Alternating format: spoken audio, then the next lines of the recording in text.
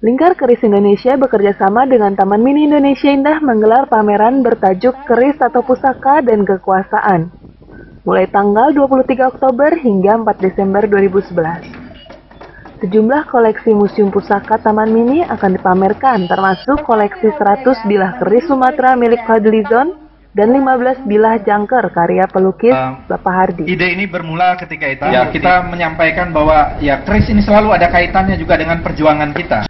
Dalam sambutannya, Fadlizon sebagai Ketua Lingkar Keris Indonesia berharap keris dengan filosofinya dapat terus berkembang dan dikenal masyarakat tua. Sementara pelukis sekaligus budayawan Bapak Hardi yang membuat terobosan baru dalam dunia pekerisan dalam bentuk jangkar menilai perlunya suatu inovasi-inovasi baru dalam desain keris agar semakin memasyarakat dan menarik minat, khususnya bagi generasi muda. Bapak Fadlizon selaku Ketua Umum Lingkaran Keris Indonesia akan menyerahkan keris Sumatera kepada Taman Mini Indonesia Indah. Acara dilanjutkan dengan penyerahan keris Sumatera oleh Lingkar Keris Indonesia diwakili Fadlizon dan keris jangker oleh Bapak Hardi, serta keris dari pecinta pemula keris Indonesia oleh Andre Wijaya untuk menjadi bagian koleksi Museum Pusaka Taman Mini Indonesia Indah. Peresmian acara ditandai dengan pemecahan kendi oleh Ketua Yayasan Harapan Kita, Bapak Suharjo. Peresmian pameran keris, pusaka, dan kekuasaan dihadiri oleh sejumlah tokoh masyarakat serta pecinta keris. Pakar keris Indonesia yang mengangkat nilai-nilai keris sehingga mendapat pengakuan UNESCO PBB, Bapak Haryono Haryoguritno, menyatakan kebanggaannya kepada redaksi. Hari ini, bangga karena ide-ide saya berkembang dan maju. Pandangan Bapak terhadap dunia perkerisan Indonesia dewasa ini bagaimana? Anda paham ilmu pasti nggak? Matematika. Oh ya? Ya. Kemajuan itu biasanya pakai grafik E sama dengan AX. Ya. Kalau dunia perkerisan itu grafiknya E sama dengan AX kuadrat. Jadi tidak linier tetapi parabol.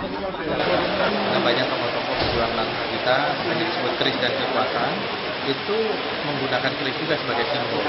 Pangeran Diponegoro, Imam Bonjol, Jenderal Sudirman, Bung Karno itu menggunakan keris sebagai simbol juga perjuangan perlawanan terhadap Belanda penjajah. Ya, kenapa tidak sekarang juga di ini ya oleh generasi mudanya? Menjadikan keris ini satu benda budaya yang diminati, seperti juga lukisan atau hasil karya seniman budayawan Indonesia. Bapak, gimana nih yang tadinya profesinya pelukis jadi ya terus ini kan bagian sendiri. Kecil dari ini. Ini kan bagian kecil dari ilmu desain. Ini kan tetap seni rupa gitu. Lah saya memberdayakan keris itu bukan bikinan setan atau malaikat atau apa, bikinan manusia tetap ya. Bisa diukur teknologinya, bisa diukur bahan materialnya dan keindahannya. Tanggapan masyarakat seni sendiri apa? Kalau seniman senang, kalau para pekeris tradisional resisten, menolak. Tapi akan kalah waktu dia nanti. Kan tetap anak-anak muda suka yang begini. Para peminat pusaka dapat meluangkan waktunya menyaksikan pameran yang berlangsung lebih dari 1 bulan ini, menghadiri diskusi keris atau turut menjambah pusakanya tentunya pada malam 1 Suro di Museum Pusaka Taman Mini Indonesia Indah. Demikian berlangsungnya pembukaan acara pameran keris atau pusaka dan kekuasaan. Biprafita Ganatri dengan pengarah acara Albert Dodi Richmanto melaporkan dari Taman Mini Indonesia Indah, Jakarta untuk Nasionalis Rakyat Merdeka dan Penantra News. Salam Merdeka!